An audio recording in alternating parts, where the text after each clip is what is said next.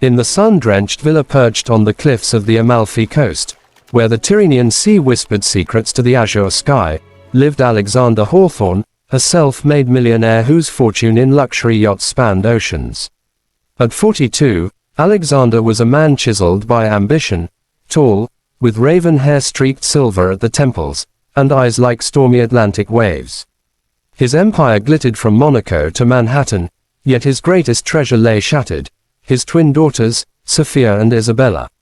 7 years old, with cascading curls of honey gold and faces that mirrored their late mother's ethereal beauty, the girls were porcelain dolls come to life. Sophia, with her freckled nose and insatiable curiosity for seashells, once chased butterflies through the gardens. Isabella, quieter, with lashes like raven feathers, wove daisy chains that bloomed with her giggles. But a year ago, leukemia had stolen their mother, Lydia, a painter whose canvases captured the soul's quiet storms. Since then, laughter had fled their world. The twins spoke in murmurs, their eyes hollow as forgotten coves, and Alexander's heart bled in silence, his billions powerless against grief's tide. The villa hummed with staff, but none touched the girls' shadows like Alara Finch, the new housemaid of 24. Alara was a vision of humble grace, petite, with auburn waves pinned in a loose chignon, and emerald eyes that held the warmth of Irish meadows.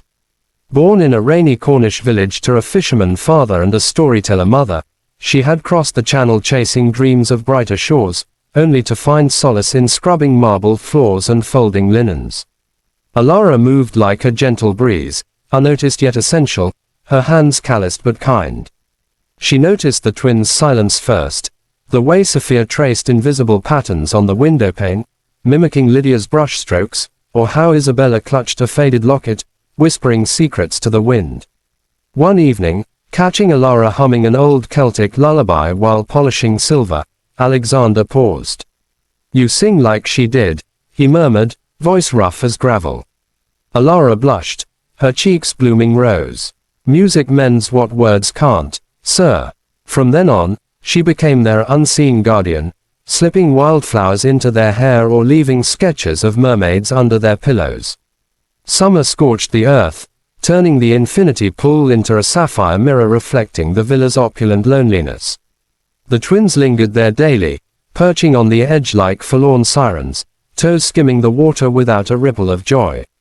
Alexander tried everything. Imported gelato from Florence, a private fireworks display over the sea, even a menagerie of exotic birds from Brazil. But Sophia would only nod solemnly, and Isabella retreat into her shell. "Daddy, laughter feels like betraying her," Sophia confessed one twilight, her voice a fragile thread. Alexander's chest tightened. He gathered them close, inhaling their scent of salt and innocence, but his arms felt like anchors, not wings. It was a sweltering afternoon when Alara, tasked with skimming leaves from the pool, overheard Isabella's stifled sob. The girl clutched a crumpled drawing, a family portrait where Lydia smiled eternally. Sophia sat beside her, braiding weeds into crowns of sorrow. Alara's heart fractured. She remembered her own loss, her mother, swept away by the sea's cruel embrace, leaving tales of Selkies who traded skins for human hearts. "Darlings," Alara said softly, kneeling at the water's edge, her apron damp from chores. "Shall we summon the sea's laughter? Your mama would want you to hear it." The twins lifted their heads, curiosity flickering like distant stars, Sophia with wide-eyed wonder, Isabella with tentative hope. Alara shed her shoes, rolling up her sleeves on a simple cotton dress faded from too many washes. She stepped into the pool, the cool embrace rising to her calves, and began a ritual born of childhood myths.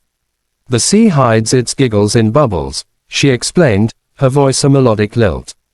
"But to free them, we must dance like Selkies, wild and free, with hearts wide open." She dipped her fingers, swirling them to create tiny whirlpools that caught the sun in prismatic bursts. "Watch, Sophia, you're the golden Selkie, with curls like sunlit waves." With a playful splash, Alara flicked water skyward, forming a crown of droplets that shattered into rainbows. Isabella gasped, leaning closer. Emboldened, Alara dove shallowly, emerging with arms outstretched like wings, droplets cascading from her lashes. And you, Isabella, are the Emerald One, guardian of secrets. Shake your tail. She wagged her foot, sending a gentle wave that tickled the twins' toes. At first, the girls stiffened, grief's armor unyielding. But Alara persisted, her laughter a silver bell, pure, unforced, echoing Lydia's forgotten joy. She scooped handfuls of water, shaping bubble hearts that popped with whimsical sighs. Oh no, the Selkie's heart is bursting with tickles, she cried, pressing her wet palm to Sophia's knee in a feather-light touch. Sophia jerked back. Then, a bubble escaped her lips, a tiny, surprised huff. Alara seized it, inflating it into a game. Catch the giggle fish. She tossed imaginary fish from the water, the twins dodging with hesitant swats. Isabella's hand slipped, splashing her sister, and there it was, a chime, soft as dawn's first light. Sophia retaliated with a bigger splash, and Isabella's chime grew into a trill. Alara joined, drenched and radiant, her dress clinging like a second skin, as the pool erupted in a symphony of splashes. The twins' laughter bloomed, Sophia's a cascade of bells, Isabella's a melody of waves crashing on hidden shores.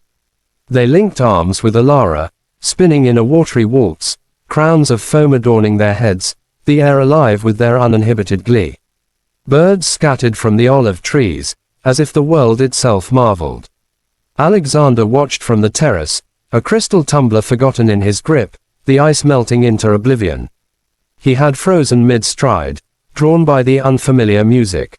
There they were, his daughters, alive with light, their faces flushed, eyes sparkling like the sea at noon.